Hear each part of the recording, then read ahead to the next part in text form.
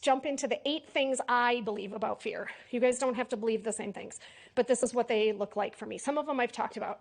1 and 2 are really similar, and we talked about this. Fear is designed to keep us safe, right? It is our protector. There is a benefit to fear in our life. It's knowing when to use it to your advantage and when to tell it to pound sand. It is not the enemy either. The whole point of fear is not to hold you back or to keep you in your place or to keep you down or whatever the thing is you're telling yourself. It is not the enemy. You have to figure out how to use it to your advantage to move through. And as we talked about resisting, it makes it stronger. So if I'm going to stand over here in my current world and I want to get over there, but I can't get through my pit, it's only going to make that pit bigger. It's not actually going to make it go away. Avoiding it or just, I mean, we all do that. We all just avoid an annoying problem at work and think, well, maybe it'll die off before I have to respond to the email, but not always. It just kind of gets bigger and it boils over and it takes over everything. And at some point, it's just going to feel even more insurmountable than it did when it first popped up, right? And that's because it makes us think that something negative is going to happen. So the way that that comes up in our world is serial killer, wild animal. That's a negative. And so it's right. It is a negative that's going to happen. You're afraid because this bad thing is going to occur. But in terms of that social rejection, it's the same. Fear is telling us something negative is going to happen. Your friends are going to not invite you to that party if you don't do that haircut. Or you're going to get snarked at by your boss if you don't put the high goal on the table, because that's what they want to see, even if you feel like you can't get there. And then we make a fish story out of it. So then it becomes bigger than what it actually was, because as the more you tell yourself the same thing over and over and over, that negativity just gets even bigger than what it was when it started. For me, this one I found super interesting when I realized that this was the case. For me, it shows up right after I have a moment of clarity. So the minute I think, okay, I'm going into my boss's office, I got this great idea, I'm going to pitch it to him, I'm super excited. Nope, can't do it. Like, it happens just in that same exact breath almost. Or I'm going to speak up in that meeting. I don't agree with this path. I'm worried about it. I just think there's something there. I'm going to speak up. Nope, they're going to tell me I'm stupid. And then you kind of start backing off from it. So for me, I noticed that my fear shows up right after I have a light bulb moment. And the benefit of knowing this, I can't stop it, but the benefit of knowing it is I can just let it occur and then say, okay, cool. And then either let it linger, resist it, all the other options. But for me, it shows up right after I have a light bulb moment of bravery in an effort to maybe put me back in my box. And for me, fear is a can't language. So how that shows up in me is you can't.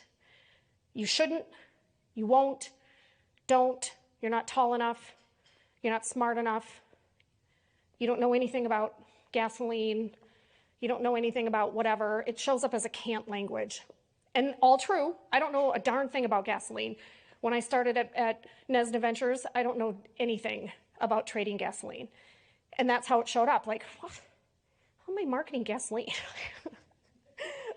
But then I decided, well, I mean, it's still an email blast, and it's still a social media post, and it's still a postcard, and it's still all the things I do know. But the very first part of it is, I can't. That's always the first thing for me. And we talked about this too. It takes energy to resist fear because we're all tired. Many of us are taking care of parents in some shape or form, or an elderly relative, or kids on the other end, or some combination of both. We have mortgages, we have car payments, we have places to go, things to do, things to see. And we're tired. I'm tired by 8 o'clock. Anybody still awake at 9, 10? Nope. And then we're all up at 3.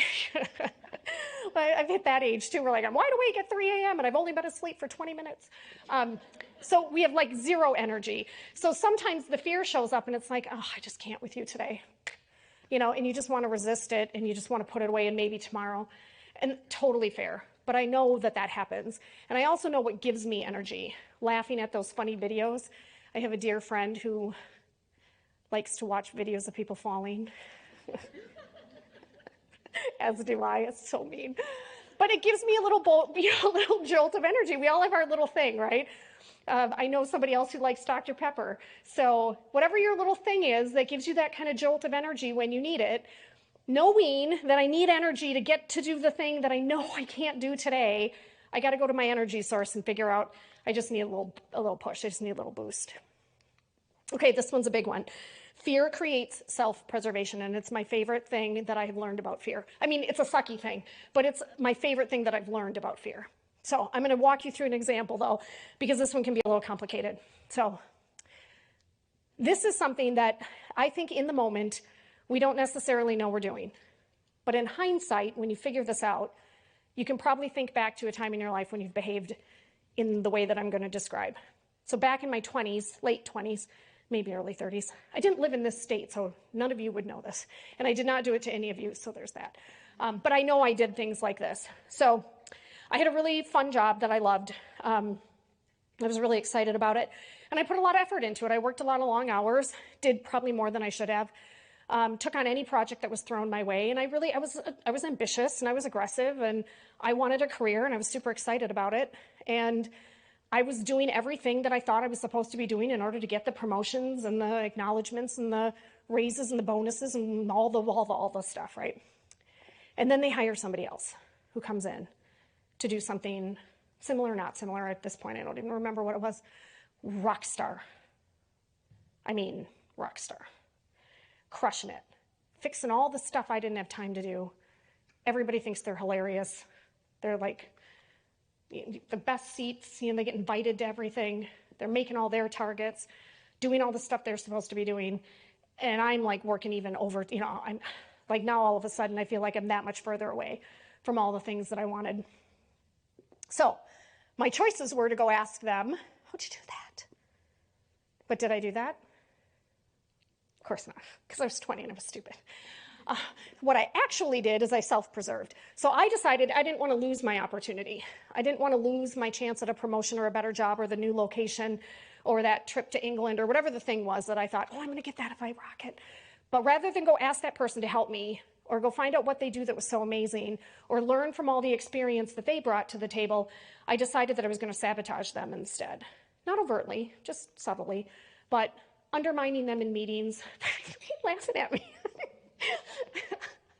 Somebody down here is chuckling, so either she knows exactly what I've done or she did it herself. I don't know. Just kidding.